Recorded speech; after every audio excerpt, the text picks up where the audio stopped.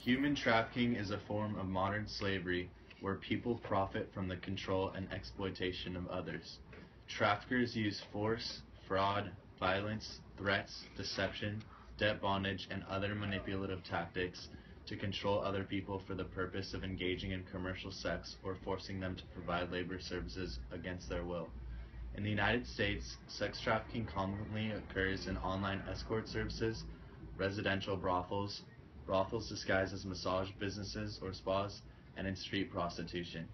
Labor trafficking has been found in domestic servitude situations as well as sale crews, large farms, restaurants, carnivals, and more.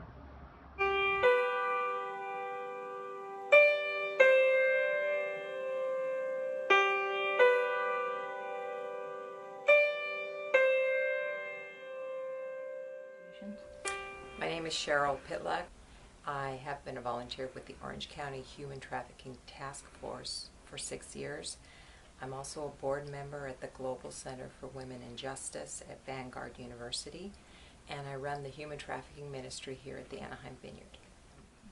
The reality is, anytime you have a city, you have poverty, you have immigrant populations that are struggling to assimilate, you're going to have victims.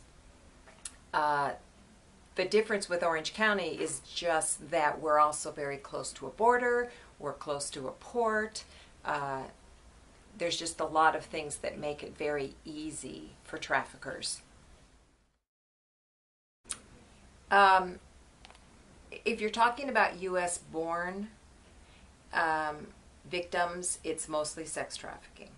Okay. If you're talking about foreign-born that have been brought into the country, it's a mix. There's sex trafficking, there's a lot of labor trafficking, there is indentured servitude where the trafficking victim is attempting to work off a debt that they paid to be brought to the country for a job.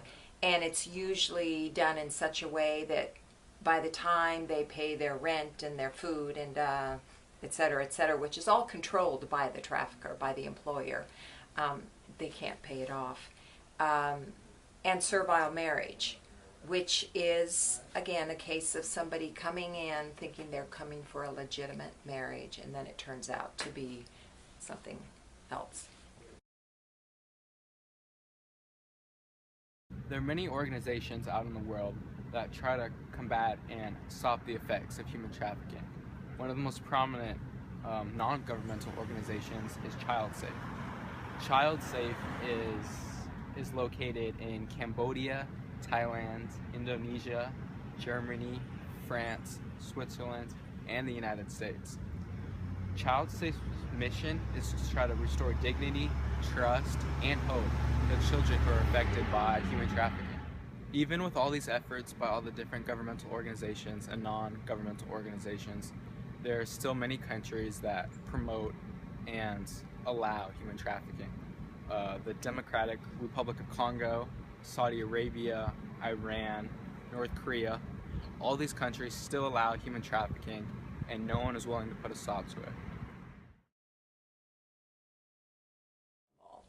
I would love to see college students recognizing that prevention is the key and going out into the community and reaching out to at-risk communities. Volunteering with Big Brothers Big Sisters, KidWorks in Santa Ana, organizations that go into the at-risk communities and start working with the kids before they have an opportunity to become victims.